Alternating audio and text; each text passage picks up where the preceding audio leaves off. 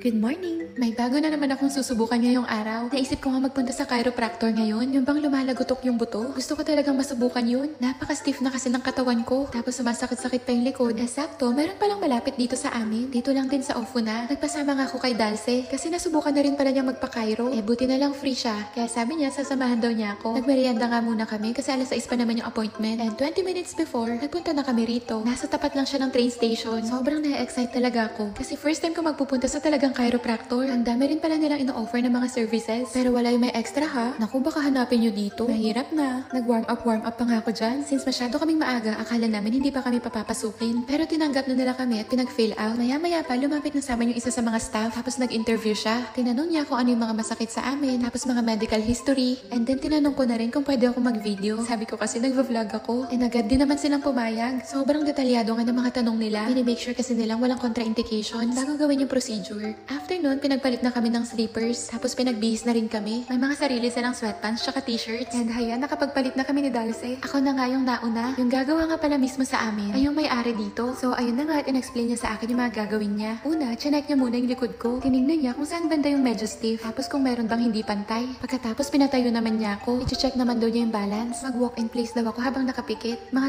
20 minutes din niya akong pinagganito. Dito naman, I think chine-check niya yung range of motion ko.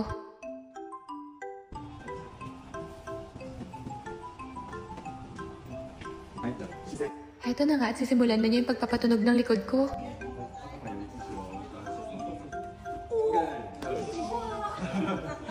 Grabe, nagulat talaga ako doon. Hindi lang narinig sa video pero lumagotok talaga yung likod ko. Normal na yata yung ganong reaction kapag tumutunog. Sobrang satisfying siya para sa akin.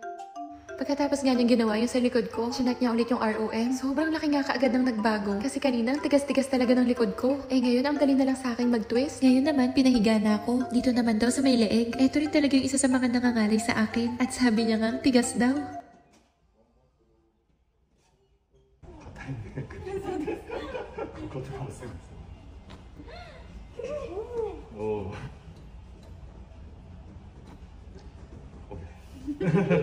Grabe, sobrang sarap sa feeling. Kung sobrang tahimik lang dito, ang sarap siguro mag-ASMR. Kada bali niya talaga tumutunog.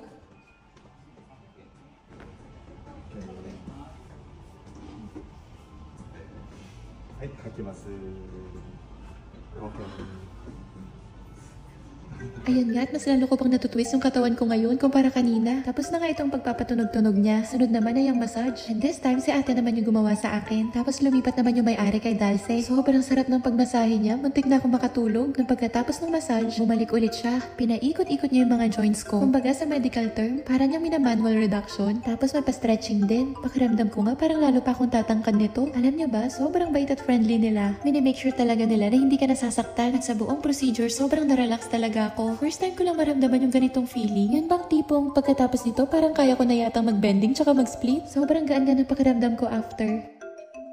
Binigyan na rin kami ng mga card. Ito yung ipapakita namin sa susunod naming balik. Katapos noon, nagpaalam na rin kami. Kakababa pa nga lang namin. Pinag-uusapan na namin kung kailan kami ulit babalik. Nagpasya kaming pareho na dumiretso dito sa 2nd Street. Alam nyo naman, dito yung playground ko. Isa nga to sa paborito kong ukayan. Target ko dito yung mga paubos sale nila. Pero bago ako mangalkal doon, chinek ko muna dito sa mga bags. Tinignan ko kung mayroong bago. Kaya lang walang masyadong nadagdag. Ito pa rin yung mga dating nandito. Madami akong gustong bilhin. Kaya lang medyo mahal pa. Yung iba dito, ilang buwan ko nang binabalik-balikan. Kaya lang hindi naman bumababa yung presyo. Tulad nga nitong vintage na Coach. Ito may bago. Sobrang ganda pa ng kondisyon na tong MK na sling bag. Parang hindi nagamit, pero isang lapad pa kasi yan. Lagi kasi ako naglalaan ng budget kapag nag-uukay. For now, dito muna tayo sa mga nakasale. Umaabot ng 80% yung discount. Yung tipong 500 yen na nga lang, less 80% pa. So nabibili ko na lang ng 39 pesos ang isa. Tapos alam nyo ba, kapag nag-uukay ako, pinipili ko talaga yung may mga brands. Tulad nitong trouser na Zara. Naku, 70 pesos lang yan. Hindi ko na nga sinukat sa fitting room. Sayang pa kasi sa oras. Eto pa, Zara na naman. Tapos itong brand new na Uniqlo na dress, 190 pesos lang. Tignan nyo rin itong nakita kong trousers, 78 pesos. Sobrang hili ko nga sa mga ganito. Ayan at pinatong-patong ko na lang, kumasya sa leeg ko. Kaya for sure, kasya na rin yan sa bewang. Pagkatapos ko sa mga damit, dito naman ako sa mga wallet nagpunta. As in, hinalukay ko talaga hanggang makakita ko ng branded na maganda pa yung condition. Eto nga't nakakita ko ng Coach, 650 pesos lang. Halos walang masyadong issue. Ang budget ko nga lang ulit ngayon. Sabi ko, dapat hindi ako lalampas ng 5,000 yen. Eto nga din pala at may nakuha pa akong bag. Wala siyang brand pero sobrang sobrang ganda. Meron kasi siyang lock, 195 pesos lang yan. And heto na yung total, sumobra lang ako ng 296 yen. Pero okay na rin yun, sobrang dami ko namang nabili. Gusto niyo bang mag-ukay haul ako? Papakita ko sa inyo mga pinamili ko. Pinagkasya ko nga lahat ng mga damit dito sa nabili kong doctor's bag. O diba, hindi halatang galing ako sa ukay. Bilib na bilib nga sa akin si Dalce kasi ang galing ko raw mag-ukay-ukay. Pagkatapos noon, kumain kami sa yakiniku. Syempre, dito na naman sa Eat All You Can. Alam niyo naman, pag ako talaga kumain sa ganito, talagang sinusulit ko. Mga 2 oras din kami dito. Pagkatapos, naghiwalay na rin kami. Yun lang, sana nag-enjoy kayo. Bye!